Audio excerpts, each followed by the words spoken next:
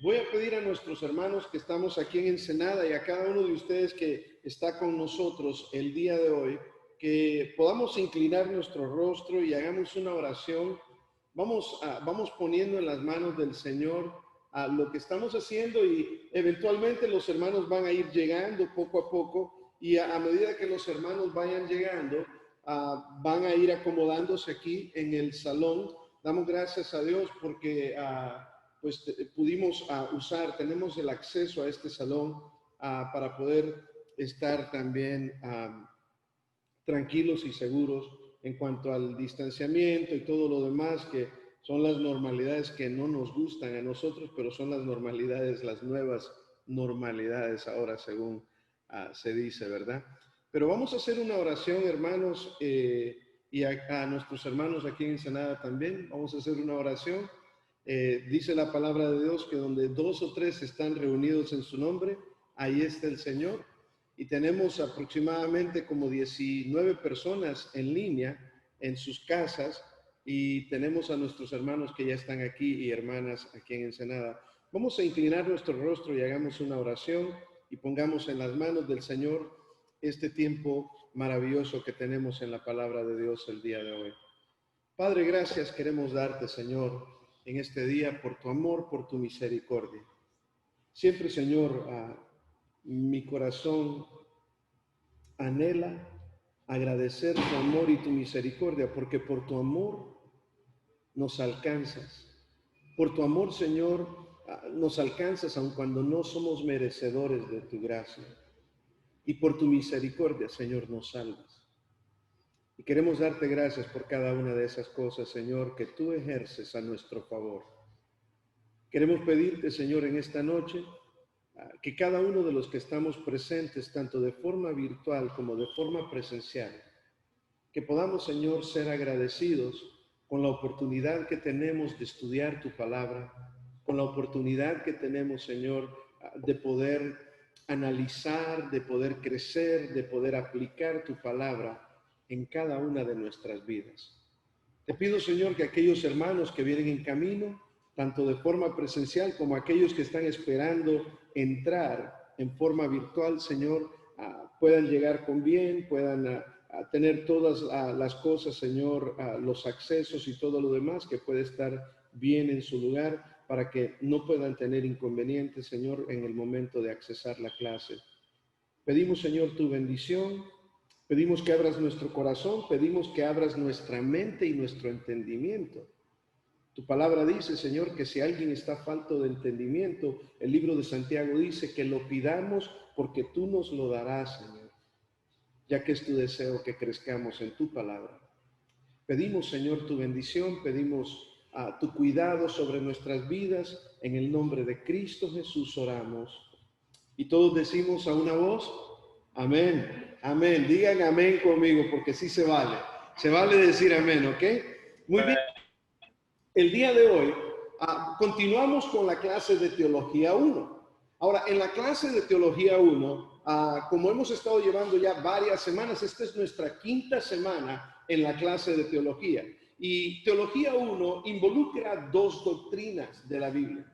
Las dos doctrinas que involucra la Teología 1 es la doctrina, primero es la doctrina de la Biblia. Porque hemos estado diciendo anteriormente lo importante que es entender sobre todas las cosas la doctrina de la Biblia.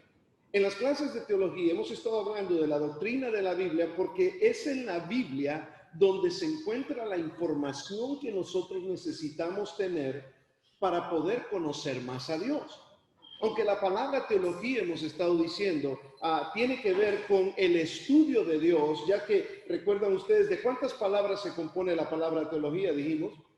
De dos, muy bien, hermano Tony, de dos palabras. Y dijo que no se le quedaba nada, ¿verdad?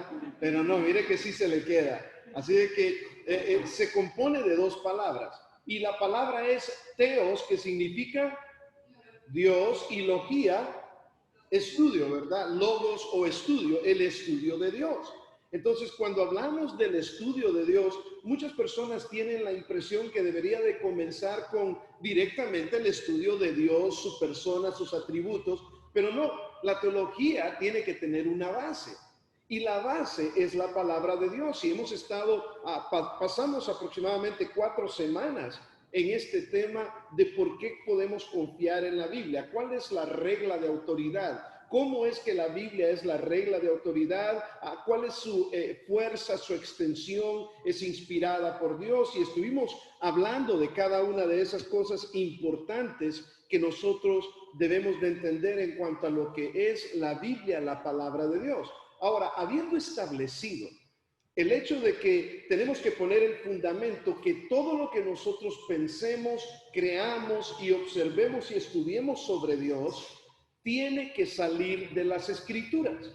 Si no sale de las Escrituras, no lo podemos inventar. No nos podemos poner a crear castillos en el aire, ¿verdad? Donde no hay nada. No le podemos buscar 5 patas al gato cuando solo tiene 4.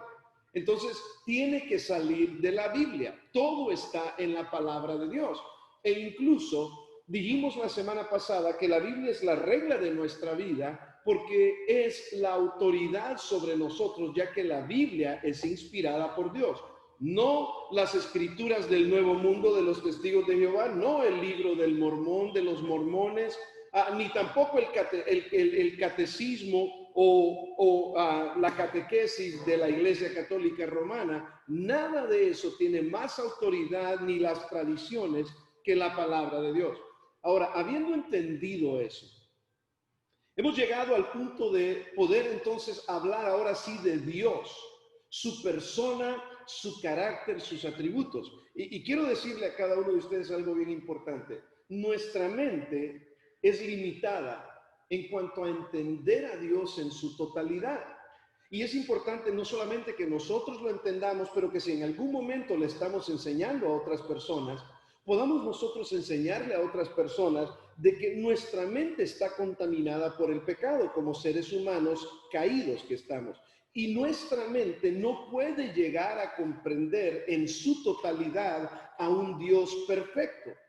En otras palabras, nuestra mente imperfecta no puede llegar a comprender al 100% al Dios perfecto.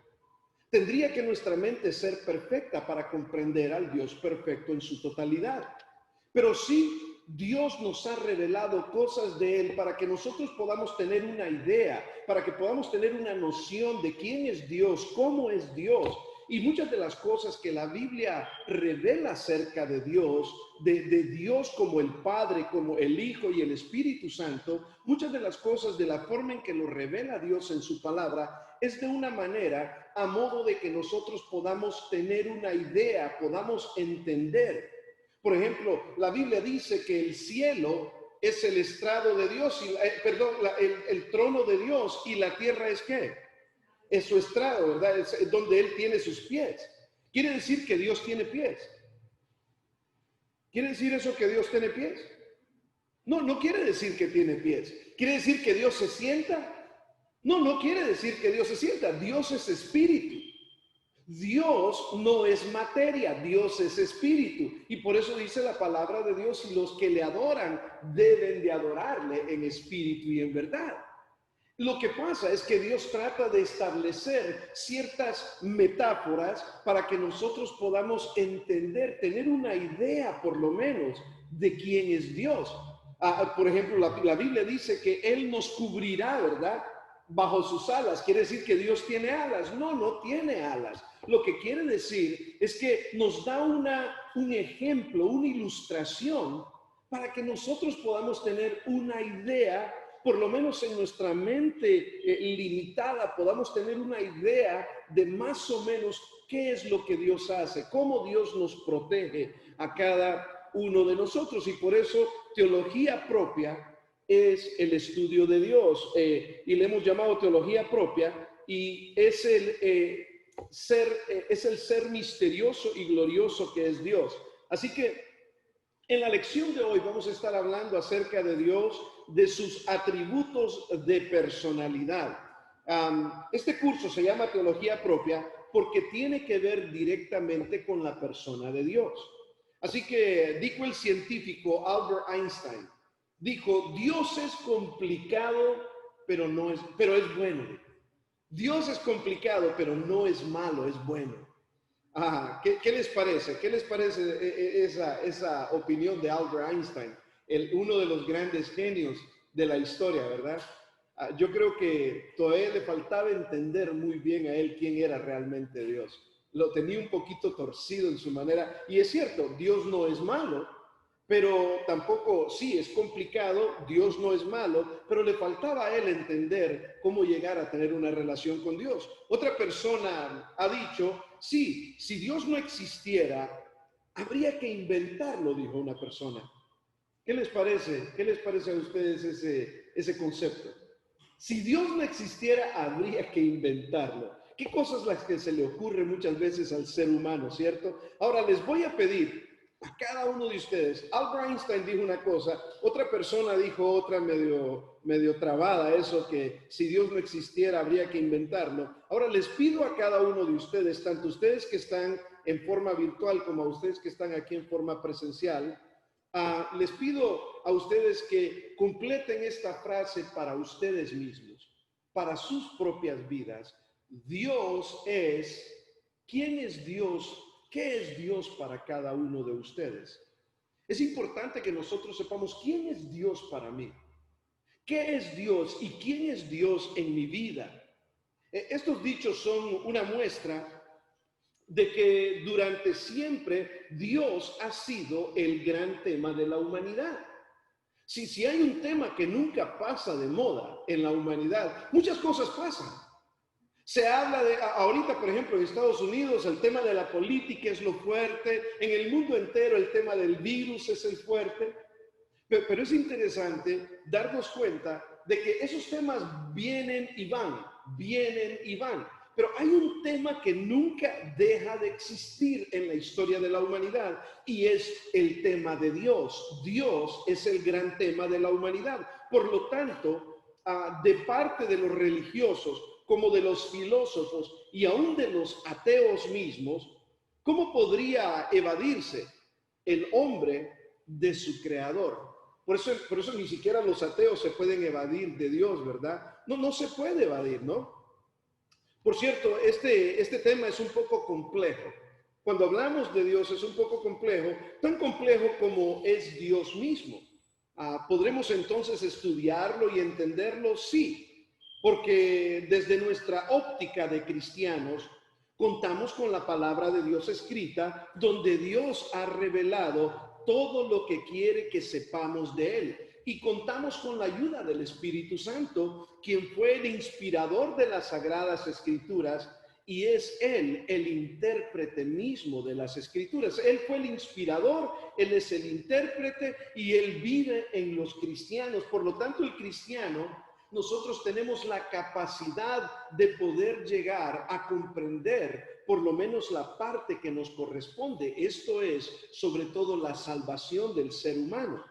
Pero antes de ver algunos de los atributos de Dios, de los atributos de característica de Dios, tal como los presenta la palabra de Dios, nos va a resultar útil a cada uno de nosotros recordar algo de lo que de que las religiones o filosofías dicen de Dios. ¿Sabe que la razón por la que hice esa pregunta hace un momento, Dios es, y le dije a usted, piense quién es Dios y qué es Dios para usted? Se lo digo porque es increíble lo que las religiones, lo que las filosofías, lo que las personas han pensado de Dios a través de la historia de la humanidad. Es increíble. Por ejemplo, por eso es que quiero que veamos esto antes de ver algunos de los atributos de Dios. Por ejemplo, muchas personas, religiones o filosofías en el mundo hablan de Dios y hablan de Dios como, vamos a ver si lo podemos poner aquí. Muy bien, aquí está. El dinamismo. Y lo tienen ustedes en sus notas y lo tienen también aquí mismo en la pantalla para los que están aquí presencial y los que están aquí en forma virtual lo pueden ver en la presentación. Muchos dicen que Dios tiene algo que ver con el dinamismo. ¿Qué es lo que el dinamismo cree? Dicen que Dios es una especie de energía vital, impersonal, que llena todas las cosas. Y para ellos esta energía puede librarse tanto para malos como para buenos propósitos. O sea que es una energía en el mundo. Y esa energía en el mundo nos lleva a lo bueno, nos lleva a lo, puede ir a lo bueno, puede ir hacia lo malo. Esa es la idea equivocada que muchas personas tienen de Dios. Es simplemente el dinamismo, es una energía. Está también el animismo. Y quiero decirles de antemano, no se preocupen que no les voy a pedir que me definan cada una de estas palabras en el examen. No, porque si no, entonces van a desertarse todos porque son varias las que vamos a ver el día de hoy. Pero quiero que ustedes tengan una idea de qué es lo que la gente piensa de Dios, porque después de ver esto, vamos a ver entonces realmente qué es lo que Dios dice de Dios en su palabra. Y eso es importante, que nosotros sepamos qué dice Dios de Él mismo en su palabra, porque el ser humano tiene todo torcido lo que piensa de Dios. No, es que yo pienso que Dios, ¿han escuchado personas decir eso alguna vez ustedes? Donde las personas dicen, es que yo pienso que Dios debería de... Muchas veces pensamos que nosotros le vamos a dictar a Dios lo que Dios debería de hacer o de ser. Es que yo creo que Dios es. No creas lo que tú quieres creer. Cree lo que la Escritura dice de Dios. Pero, por ejemplo, el animismo dice, todo ser vivo, imagínense esto, todo ser vivo, árboles, animales, etcétera, vive con espíritus personales que pueden ayudar o dañar al hombre. O sea, todo tiene un espíritu personal que pueden ayudar o dañar al hombre. Estos espíritus causan los fenómenos de la naturaleza. Así de que es el animismo, ¿no? Es una forma bastante errónea, pero es una realidad de cómo muchas personas ven. Y saben que especialmente en los tiempos que estamos viviendo hoy en día, cada persona quiere ver a Dios como a las personas mejor les parece. Tenemos también lo que se conoce como el fetichismo. El fetichismo es un espíritu, dicen ellos, que es un espíritu se apropia de algún objeto inanimado. O sea que, digamos, esa silla que está ahí puesta puede ser poseída por un espíritu. No, se apropia de un objeto inanimado y el objeto es adorado porque el Dios está en él. El Dios puede salir del objeto, o sea que puede entrar a una silla y puede salir de una silla, puede entrar a este vaso de café y puede salir del vaso de café. O sea, ideas un poco interesantes y filosofías un poco interesantes. Idolatría es otra de las formas, de los conceptos que hay de Dios. El Dios es la idolatría, donde dice la idolatría habla de que el espíritu habita en un objeto hecho por el hombre, o se tiene acceso al Dios por medio de ese objeto. Y muchos de nosotros hemos experimentado esto en nuestras vidas y en algún momento nosotros fuimos parte de la religión popular. Nos podemos dar cuenta con facilidad que los objetos son objetos inanimados, pero son hechos por hombre, y la idolatría dice que estos son poseídos por el espíritu de la persona de la que se hizo ese objeto o esa figura, esa imagen. El Dios siempre permanece en el objeto, por lo tanto, el objeto mantiene un carácter sagrado. Eso es lo que es la idea de la humanidad en cuanto a la idolatría. Tenemos también la monolatría. En una ocasión me dijo una persona, bueno, es la doctrina del mono. No tiene nada que ver con la doctrina del mono, ¿verdad? La monolatría, de entre los muchos ídolos, o sea, son muchos ídolos. Monolatría quiere decir más de uno, ¿verdad? Entre muchos ídolos, la persona que cree en esas cosas elige uno de ellos. No sé si ustedes sabían, por ejemplo, de que existen más de 500 vírgenes en la Iglesia Católica Romana. Es increíble, ¿no? María solo fue una. Pero en la Iglesia Católica Romana existen más de 500 vírgenes. Nosotros, por ejemplo, en mi país, en Honduras, nosotros tenemos la más famosa de nuestro país es la Virgen de Suyapa. Luego aquí está, creo que aquí en México, en Sudamérica está la Virgen del Carmen. Aquí es la Virgen de Guadalupe, ¿cierto? Entonces, pero hay una virgen diferente en cada lugar. Y entonces la monolatría dice que de entre los muchos ídolos del creyente, o sea, el creyente en esas cosas, elige uno para uso y adoración personal. O sea, es cuando la gente, ustedes escucha decir, es que yo soy devoto de San Judas Tadeo, yo soy devoto del Santo Niño de Atocha. Yo no sé si me los estoy inventando, pero creo que los he escuchado por ahí, ¿verdad? Pero cada persona toma uno de ellos. Esa es monolatría. Son muchos dioses, muchos ídolos, pero uno escoge uno. Y esa es la idea errónea que tienen muchas personas. No excluye a los otros, pero hay uno que la gente escoge como su Dios. También existe la idea o la filosofía del politeísmo. ¿Qué es el politeísmo? Es la adoración de muchos dioses que habitan en objetos o fuerzas de la naturaleza.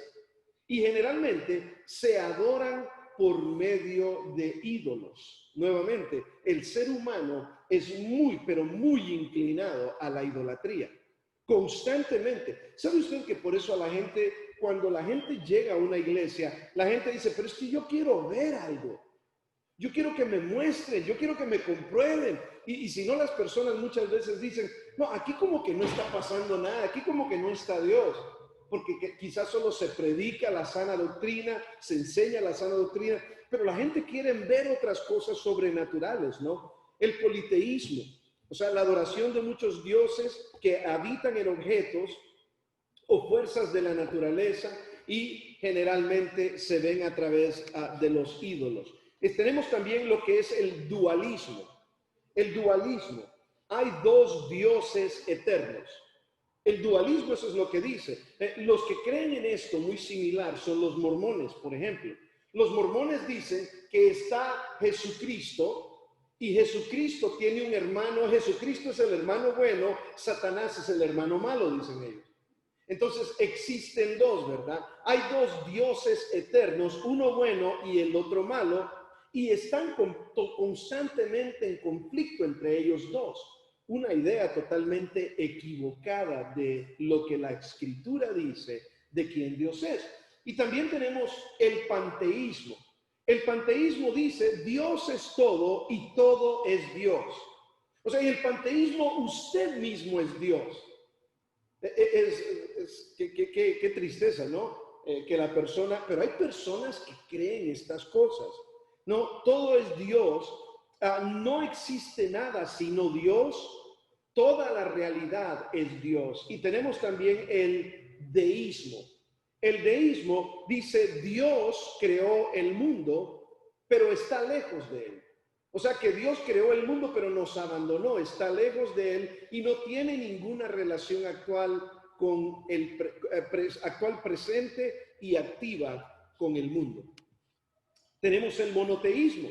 Y el monoteísmo dice, existe un ser supremo personal y ético, aparte del mundo, aunque es su creador y preservador. Quiero que recuerden esa definición de lo que es monoteísmo. Creo que es importante porque lo vamos a ver en un momento. Y tenemos también el teísmo. El teísmo equivale al monoteísmo con la idea adicional de la autorrevelación de Dios por medios sobrenaturales. Entonces tenemos el monoteísmo y el teísmo. Ahora tenemos el ateísmo, aquellos que dicen que no existe Dios, la negación de la existencia de Dios. Ahora, de todos estos que acabamos de ver, ¿cuál es el que se acerca más al cristianismo establecido desde la palabra de Dios? ¿Cuál es? El monoteísmo y el teísmo. Es una combinación del monoteísmo. Lo que la Biblia realmente enseña es el monoteísmo y teísmo. El monoteísmo, ¿por qué? Porque existe un ser supremo. Ese es el Padre Celestial. Personal, o sea, Dios se relaciona con nosotros como de forma personal. Dios se relaciona con nosotros de forma personal y ético, aparte del mundo, aunque Él es su creador y su preservador. O sea, Colosenses capítulo 1, por ejemplo, dice que por Él fueron hechas todas las cosas y por Él subsisten, o sea, por Él permanecen. Y el teísmo, obviamente, equivale al monoteísmo y tiene la idea adicional de que ese Dios, Él mismo se revela por medios sobrenaturales. Y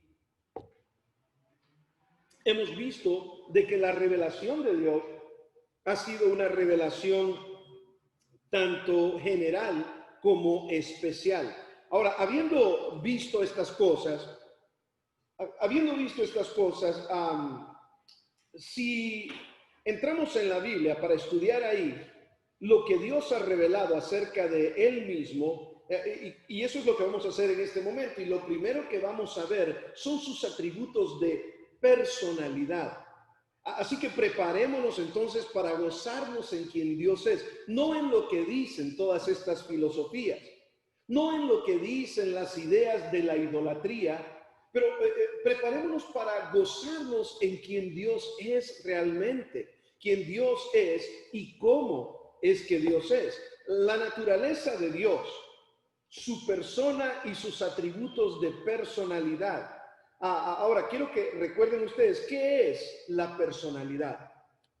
¿Qué es la personalidad? Para que exista una personalidad, debe de tener vida, inteligencia, propósito, actividad, libertad, debe de tener autoconciencia, emoción y espíritu. Eso es lo que compone la personalidad. Eso es lo que compone a una persona. Es la combinación de estas cualidades en un centro común, es lo que constituye la personalidad. Dios es personal. Dios es personal porque es un ser individual que reúne todas estas características. O sea que Dios es un ser vivo. Dios es un ser vivo, Dios es inteligente, Dios tiene propósitos, Dios despliega actividad, Dios es libre, Dios es autoconsciente, Dios tiene emociones, Dios es espíritu y por eso es una persona Dios. Dios puede relacionarse con otros seres personales como nosotros.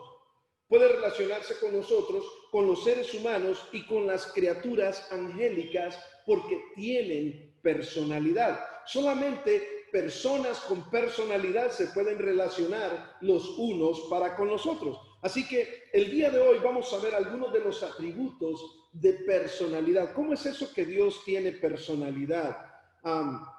Decimos que Dios es una persona, ¿por qué? Primero, decimos que Dios es una persona porque Dios vive, porque está vivo.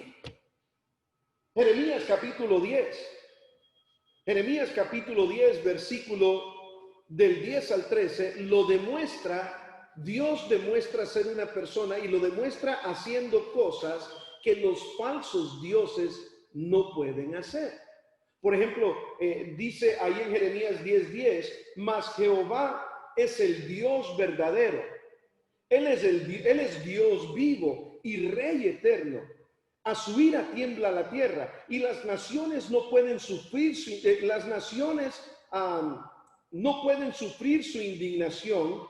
Les diréis así: los dioses que no hicieron los cielos ni la tierra desaparezcan de la tierra y de debajo de los cielos.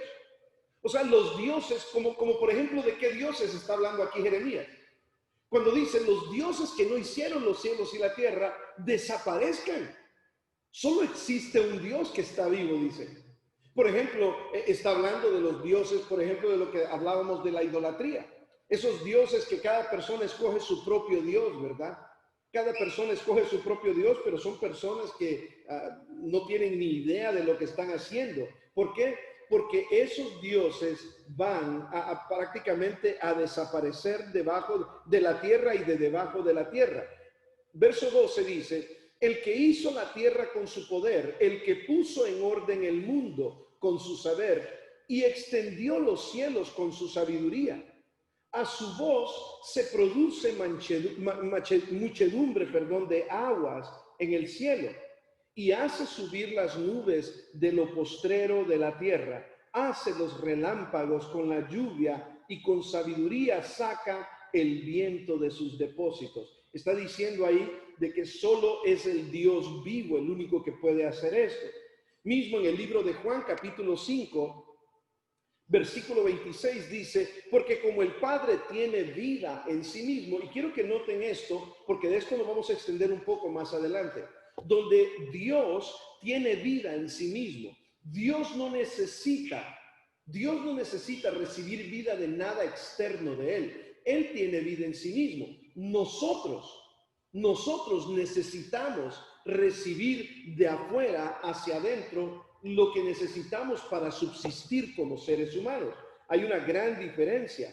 Y Dios está vivo porque el Padre dice, tiene vida en él mismo, en sí mismo, así también ha dado al Hijo tener vida en sí mismo. Hay una nota aclaratoria que quiero hacer ahí. Hay una nota aclaratoria que quiero hacer. Nosotros somos seres totalmente dependientes. Usted depende de algo. Por ejemplo, usted depende del aire que usted respira. Usted depende del oxígeno. Dios no depende de nada de eso. Usted depende del alimento. Usted depende de la comida. Usted depende de todas esas cosas que vienen de afuera hacia adentro de usted para usted subsistir. Pero Dios no necesita ninguna de esas cosas. Dios solamente depende de Él mismo. Ahora, ¿de dónde procede nuestra vida? Nuestra vida procede entonces de fuera, de una fuente externa a nosotros mismos. Somos creación de Dios, en otras palabras. Dios no lo necesita. Dios no necesita nada de nosotros. ¿Sabe que eso lo único que puede hacer o debería de hacer es hacernos personas más humildes? Dios no necesita nada de nosotros, pero no nos es indiferente. A pesar de que no necesita nada de nosotros, Él no es indiferente para con nosotros. Se relaciona con el hombre y hasta nos usa para desarrollar sus planes. No nos usa porque nos necesita. Dios nos usa porque nos quiere usar. No porque nos necesite. Es por eso que cuando hay personas que dicen, no, es que ya no voy a hacer esto en la iglesia, no lo hagan. No hay problema. Dios usará a otra persona que lo haga. O sea, Dios no nos necesita a nosotros. Dios, somos nosotros los que necesitamos a Dios. Dios vive, subsiste por Él mismo. Nosotros lo necesitamos a Él. Es importante entender que ese es el Dios que la Biblia describe. Es importante entender que Dios es inteligente. Dios es inteligente. Proverbios capítulo 3, versículo 19 y 20 dice que Dios usó la inteligencia para hacer la obra de la creación. O sea que nosotros a veces tenemos la tendencia a decir, ¿verdad? Pero es que, ¿por qué Dios hizo esto? Porque Dios es inteligente. Porque Dios sabe que es lo mejor. Porque Dios no tiene ninguna falla en sus pensamientos. Él sabe lo que hace, Él sabe lo que permite. ¿Por qué? Porque Él es más inteligente que tú y yo juntos. Entonces Dios es inteligente. Jehová con sabiduría fundó la tierra, afirmó los cielos con inteligencia. Con su ciencia los abismos fueron divididos y destilan rocío los cielos. O sea, cuando Dios hizo la creación, dice allí en Proverbios, Dios supo cómo poner cada cosa en su lugar. ¿Sabes qué? Si lo quieres ver de una forma más personal, Dios sabe por qué te tiene donde te tiene. Aunque tú digas, no, pero es que no quiero. Dios sabe por qué te tiene, cómo te tiene. ¿Por qué? Porque Dios es inteligente y no puedes luchar contra la inteligencia de Dios. Romanos capítulo 11, versículo 33 al 36. Dice que Dios usó su inteligencia para incluso hacer un plan de salvación para el ser humano. Mira lo que dice el versículo 33. Oh profundidad de las riquezas, de la sabiduría y de la ciencia de Dios. Cuán insondables son sus juicios e inescrutables sus caminos. Porque ¿quién entiende la mente del Señor? Se pregunta aquí el apóstol Pablo. ¿Quién entiende la mente del Señor? ¿O quién fue su consejero? ¿O quién le dio a él primero para que fuese recompensado? Porque de él y por Él y para Él son todas las cosas. A Él sea la gloria por los siglos. Amén. Increíble declaración la del apóstol Pablo. El apóstol Pablo era un increíble y tremendo teólogo, les voy a decir, pero era un hombre muy práctico en la forma en que lo enseñaba. ¿Cuál es la definición de inteligencia? La definición de la inteligencia de Dios es que Dios tiene conocimiento, Dios percibe los hechos exactamente como son. ¿Sabe usted, se acuerda usted cuando la palabra de Dios nos dice mismo en el libro de Romanos capítulo 12, no os venguéis, hermanos, porque mía es la venganza? ¿Dice quién? Dice el Señor. ¿Saben ustedes por qué Dios nos llama a nosotros a no desquitarnos o no vengarnos a nosotros mismos de otras personas? Porque nosotros como seres humanos normalmente no tenemos el pensamiento o no podemos analizar con perfección lo que realmente está pasando.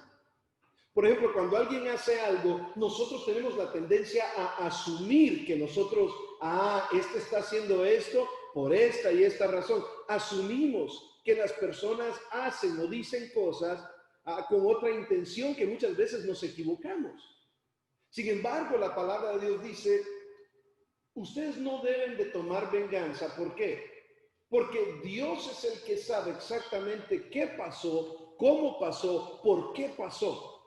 O sea que Dios percibe los hechos en la vida de cada ser humano exactamente como los hechos son. Dios tiene el entendimiento correcto. Dios discierne el corazón. No podemos nosotros andar pretendiendo por ahí que nosotros sabemos lo que hay en el corazón de otras personas. O decir, yo ya sé por qué dijiste esto. O ya sé por qué hiciste esto. No, usted no sabe. Y si la persona todavía le dice a usted, no, yo no lo hice por esa razón, o yo no lo dije por esa razón, usted debe tener humildad y decir, solamente Dios sabe cuál es la verdad. ¿Por qué? Porque solo Dios entiende exactamente las cosas como son por su inteligencia, su entendimiento. Él discierne el significado de los hechos percibidos. Y sabiduría es porque es capaz de relacionarlos entre sí y usarlos para buenos fines. Es importante entonces entender que jamás es posible divorciar la dimensión ética de Dios de la auténtica inteligencia de Dios. Es importante que nosotros entendamos quién es Dios realmente y cómo es y qué es Él. Dios tiene propósitos. Dios tiene propósitos. Efesios capítulo 3, versículo 11 dice, conforme al propósito eterno que hizo en Cristo Jesús nuestro Señor. Dios es un Dios de propósitos. Nuestra vida no es una casualidad. No es las cosas que usted está viviendo, las cosas que usted está haciendo, lo que usted está experimentando, ya sea adversidad o bendición. Dios tiene un propósito. Dios es Dios de propósitos. Sus propósitos son eternos. Los propósitos de Dios no cambian. Han nacido de una persona que es inmutable. O sea, Dios no cambia. Usted y yo cambiamos. La historia de la humanidad en muchas ocasiones cambia, depende de lo que los seres humanos hagamos. Pero Dios es inmutable. En Dios no hay cambio. Él no muda. La definición de propósitos de Dios es que, ¿qué les parece? ¿Qué significa esto que Dios tiene propósitos? Mire lo que dice ahí abajo. Dios tiene metas futuras que existen solo en su mente y actúa en base a esas metas como si fueran realidades. Esa es la verdad y la realidad de Dios, que tiene propósitos. Una cosa más es que Dios es activo. Muy bien, Dios es activo. Génesis capítulo 2, versículo 2 dice, y acabó Dios en el día séptimo la obra que hizo y reposó en el día séptimo de toda la obra que hizo. Quiere decir que Dios se fue a dormir. Quiere decir que Dios se fue a descansar. No, ¿qué es lo que quiere eso decir? ¿Qué quiere decir que Dios se fue y descansó de la obra que había hecho? Eso no significa que Dios se fue a dormir, que Dios se fue a descansar. Significa que Dios descansó de lo que estaba haciendo, de la obra que estaba haciendo. Pero no quiere decir, es más, Dios es Dios, nunca descansa. Eso lo que quiere decir es de que Dios dejó de hacer, terminó de hacer esa obra específica que estaba haciendo y estaba después haciendo otras cosas. De hecho, si Dios se fuera a dormir, dice la palabra de Dios que por Él es que subsiste la tierra. En Él, dice Colosenses capítulo 1, que Él es el que sostiene las bases del universo. Por lo tanto, no se puede ir a dormir, ¿verdad? Dios está activo todo el tiempo. Y nosotros como hijos de Dios, si queremos imitar a Dios, deberíamos de ser personas siempre que activas. La palabra de Dios siempre habla contra el perezoso. Siempre habla contra el perezoso. De hecho, la Biblia condena la pereza de muchas formas. Condena la pereza. Se lo dice al perezoso en el libro de Proverbios capítulo 6, ¿verdad? Oh, perezoso, te va a venir la calamidad, le dice. O cuando dice en Primera de Tesalonicenses, el que no trabaja, ¿qué? No coma. Eso quiere decir que Dios es activo. Tú debes de ser una persona activa porque Dios es activo. Es activo. Ahora, el hecho de reposar, como lo dije anteriormente, presupone actividad. El que no trabaja, no reposa, no descansa. Ahora, vamos a ir a la siguiente, dos declaraciones importantes. Quiero que veamos esta parte, sí. Dos importantes declaraciones bíblicas. En Primera de Juan, capítulo 5, versículo del 16 al 18. Y por esta causa los judíos perseguían a Jesús y procuraban matarle, porque hacía estas cosas en el día de ¿qué? O sea que en el día de reposo Jesús estaba haciendo ¿qué? Jesús estaba haciendo cosas buenas, Jesús estaba haciendo cosas positivas a favor de la humanidad. Y Jesús le respondía, mi Padre hasta ahora trabaja y yo trabajo. Por esto los judíos aún más procuraban matarle, porque no solo quebrantaba el día de reposo, sino que también decía que Dios era su Padre, haciéndole igual a Dios. En otras palabras, habían dos razones por las que lo querían matar. ¿Por qué? Porque él estaba trabajando y el Padre estaba trabajando, pero aparte de eso él decía, mi Padre está trabajando, yo trabajo, mi Padre trabaja, ¿qué están haciendo ustedes? Eso les estaba diciendo prácticamente. Así que cuando nosotros logramos entender bien la teología de Dios, nosotros debemos de volvernos personas que imitamos la personalidad constantemente la personalidad de Dios. Y en Filipenses 2:13 dice, porque es Dios el que en vosotros produce así el querer como el hacer por su buena voluntad. Es Dios el que produce en nosotros el querer como el hacer por su buena voluntad. Es importante. En realidad, ¿quién es el que obra en nosotros? ¿Quién es el que obra? Dice este versículo. Es Dios el que obra en nosotros. O sea que nunca nosotros como seres humanos podemos decir, miren qué listo soy, miren qué activo soy, miren cómo tomo iniciativa. No, si tú haces lo que haces, es importante que entiendas que lo haces porque Dios puso eso en tu... Si Dios no lo pone en tu corazón, no lo haces. Y eso simplemente dice Efesios capítulo 2, versículo 10, Dios es el que pone esas cosas en tu vida, en tu corazón, con el propósito de que tú no te gloríes por lo que haces. Todo lo que tú haces, nunca digas, yo estoy sirviendo a Dios, nunca te jactes ni siquiera de levantar una silla. Porque si la levantaste para ayudar, es porque Dios puso en ti el querer como el hacer por su buena voluntad. Así de que no podemos enorgullecernos de lo que hacemos jamás. Dios nos llama a estar activos. Dios nos llama a estar activos porque Él es un Dios activo. Y así como debemos de estar activos nosotros, tenemos que saber que en esa actividad es porque Dios lo ha puesto en nosotros mismos. ¿Qué cosas están garantizadas? Porque Dios es activo. ¿Qué cosas están garantizadas porque Dios es activo?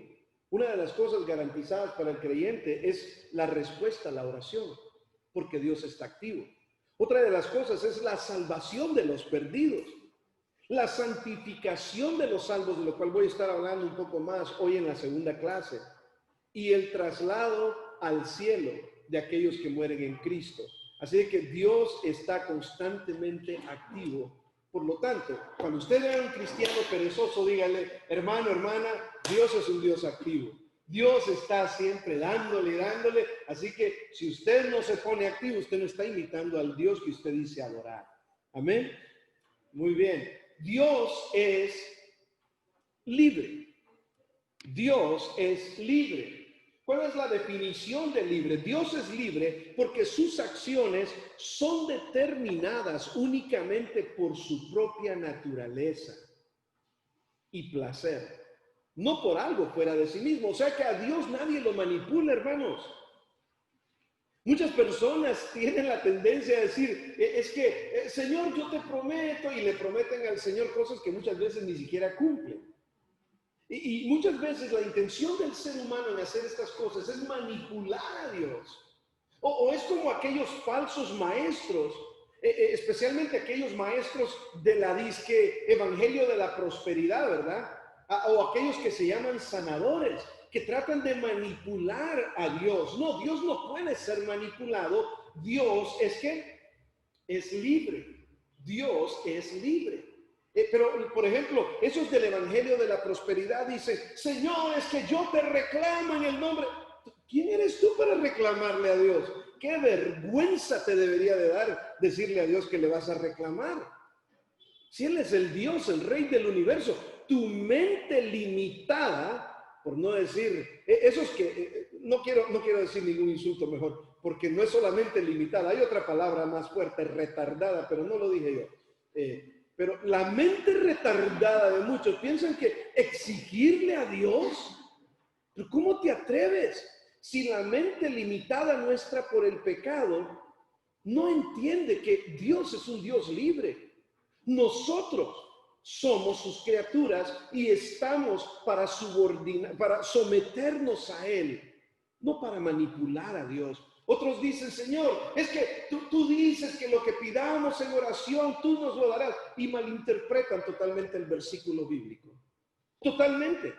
¿Por qué? Porque Dios sí promete que Él nos va a dar cuando nosotros pedimos conforme a su voluntad. Pero no cuando tú pides conforme a tu necedad. Qué diferencia, ¿no? Cuando pedimos conforme a la voluntad de Dios, es porque estamos alineados con esa voluntad de Dios. Pero Dios es libre en sus acciones. Sus acciones son determinadas únicamente por su propia naturaleza y placer y no por algo fuera de sí mismo. Hay dos versículos importantes que ver en cuanto a esto. Uno de ellos me recuerda al versículo de Daniel capítulo 4, versículo 35. ¿Cuál fue la circunstancia histórica de este pasaje? ¿Recuerdan ustedes lo que estaba sucediendo? En Daniel capítulo 4, recuerden ustedes que el profeta Daniel va y le dice al rey Nabucodonosor, rey, ten cuidado, rey, tú te crees soberano, le dice Daniel.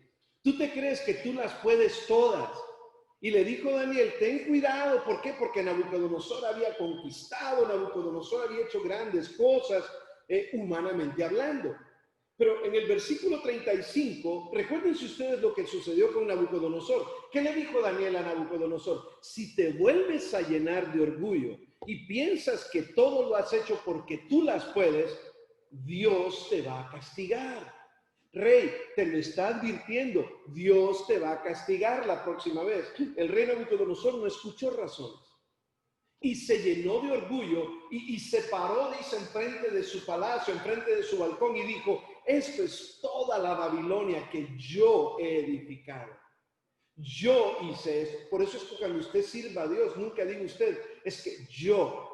No diga, gracias al Señor, el Señor puso en mi corazón hacer esto. Porque es él quien pone el querer como el hacer, por su buena voluntad. Todo debe de llevar la gloria de Dios, no la nuestra.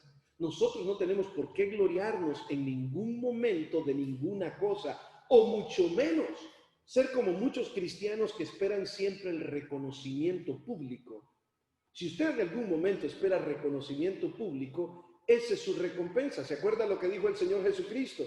Cuando dijo el Señor Jesucristo en Mateo capítulo 6, dijo, si los escribas y fariseos muchos dicen en público y hablan en público y oran en público para que los hombres los elogien, de cierto os digo, ya tienen su recompensa. ¿Cuál es la recompensa? La recompensa es el elogio de los humanos. Mas yo os digo, el que lo hace en secreto, su Padre que está en los cielos y que le ve en lo secreto, le recompensará en público.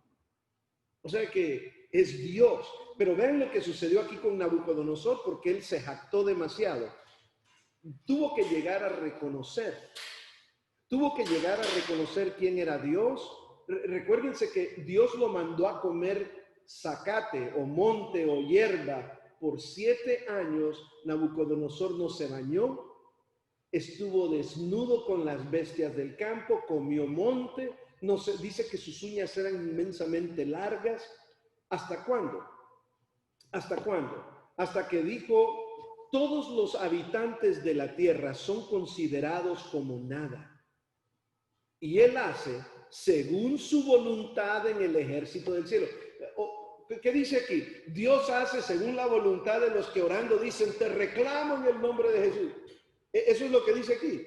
No dice, Él hace según su voluntad en el ejército del cielo y en los habitantes de la tierra. No cuestiones a Dios, hermano, hermana. No cuestiones a Dios porque Él hace conforme a su voluntad. Dios es libre. Dios sabe lo que hace. Recuérdate que en los atributos de personalidad Dios es inteligente. Él sabe mejor lo que hace y por qué lo hace, aunque nosotros muchas veces no lo comprendamos. Y no hay quien detenga su mano y le diga, ¿qué haces? ¿Cuántas veces nos hemos visto nosotros en una situación donde decimos a veces, Señor, pero ¿y por qué? ¿Y por qué cuestionas a Dios? Más bien debes de preguntarle a Dios, Señor, ¿para qué? Señor, ¿qué es lo que quieres conmigo? ¿Qué quieres que entienda? Ayúdame a entender. No le digas a Dios por qué. Porque, ¿qué hace, Señor? ¿Pero qué estás haciendo? No. Dile, Señor, quiero entender lo que estás haciendo. Tú eres libre, tú eres soberano.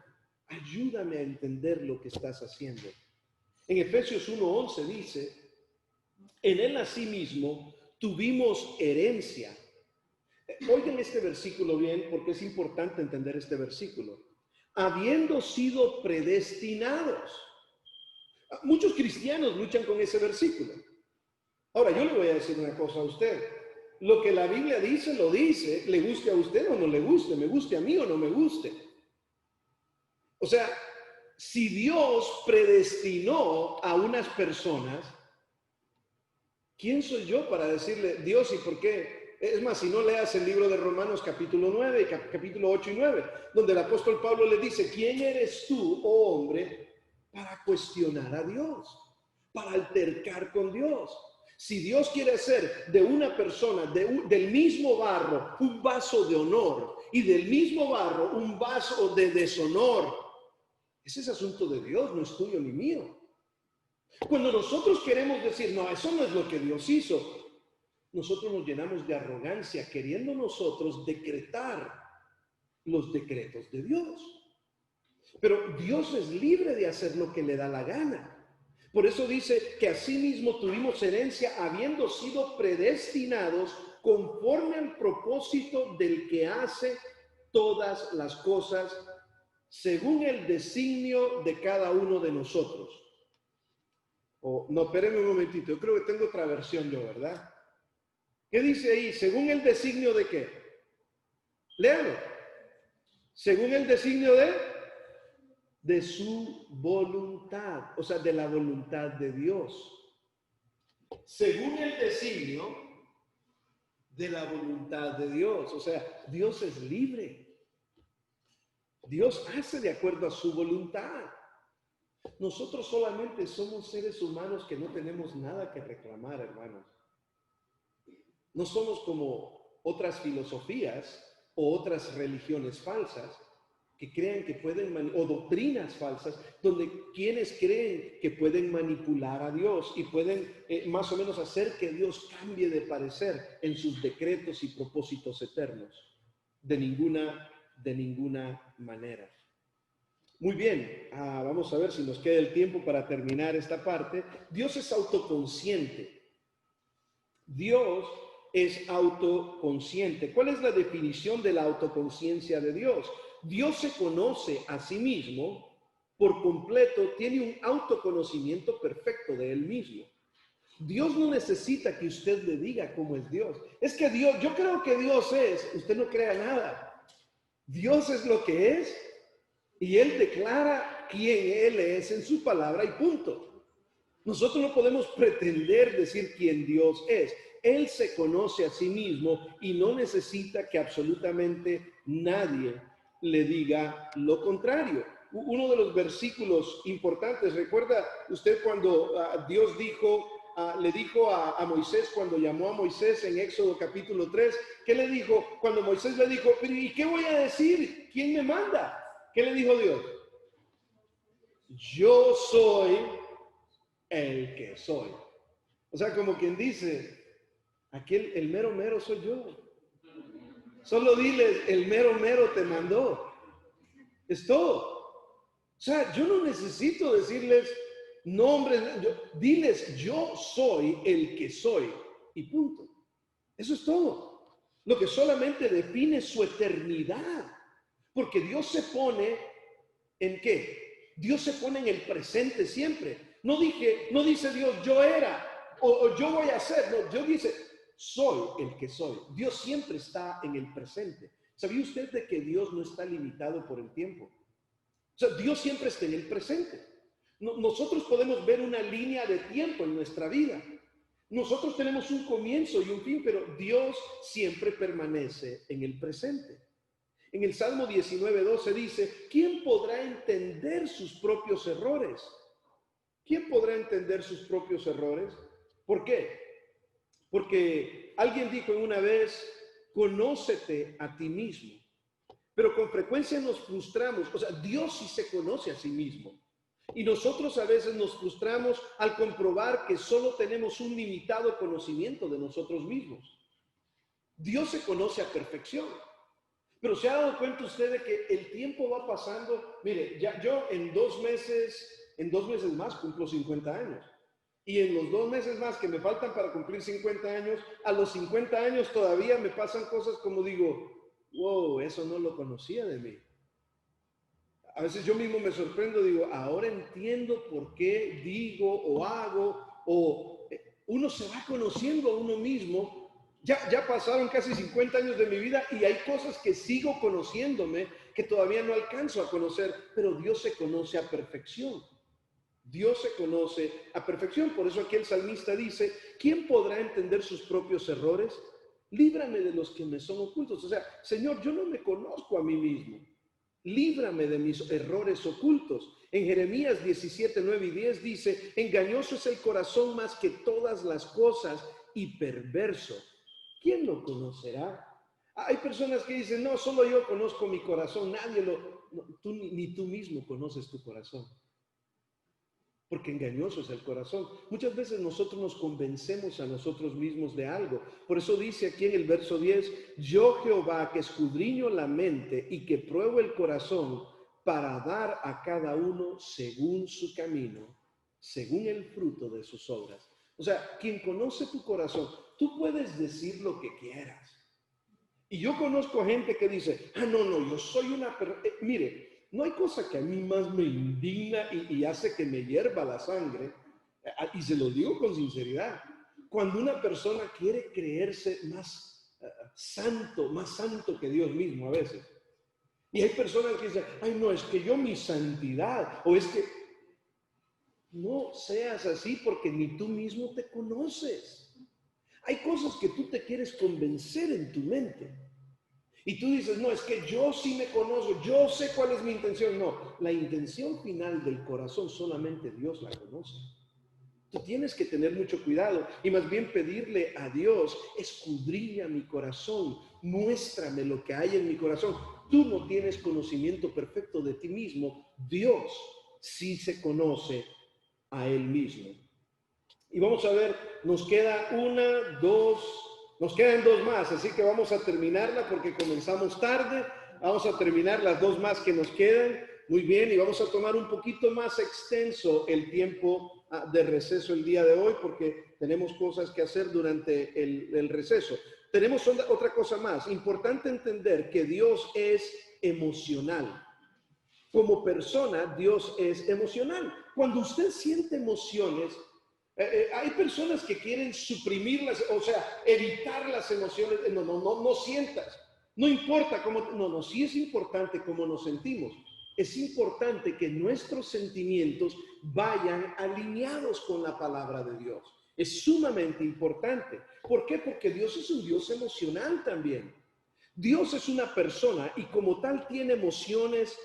Por supuesto, las emociones de Dios no son imperfectas e incontrolables. O sea, Dios es perfecto en sus emociones, Dios controla sus emociones, pero las nuestras no.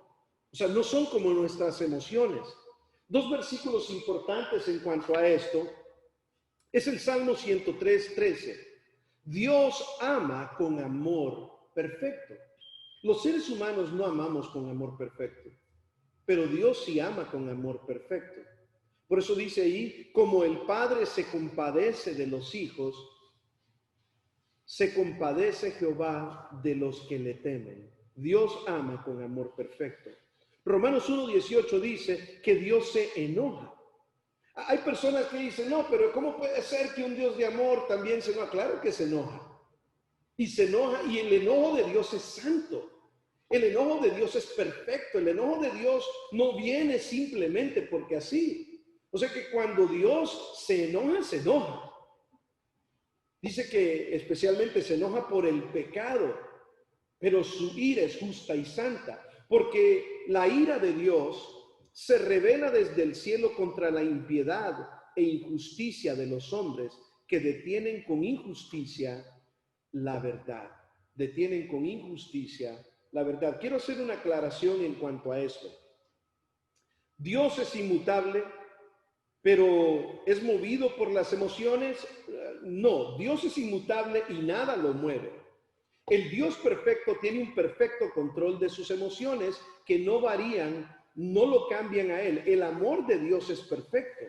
La ira de Dios es perfecta. Ninguna de sus emociones tiene aristas egoístas o negativas.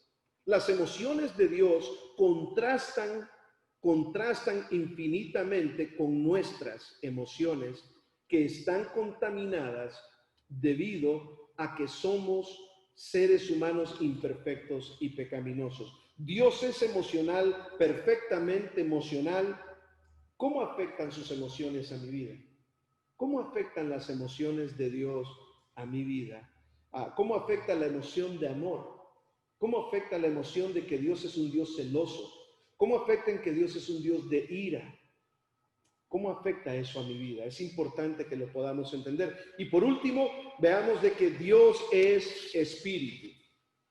Un versículo importante en cuanto a esto de que Dios es espíritu, un versículo importante es Juan capítulo 4, versículo 24. Dios es espíritu y los que le adoran deben de adorarle ¿cómo?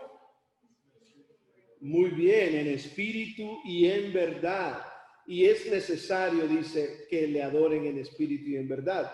Dios es espíritu y por lo tanto es inmaterial e invisible. Por eso es que decía yo al principio de la clase, cuando dice que Él nos protegerá bajo sus alas, no quiere decir que Dios tiene alas.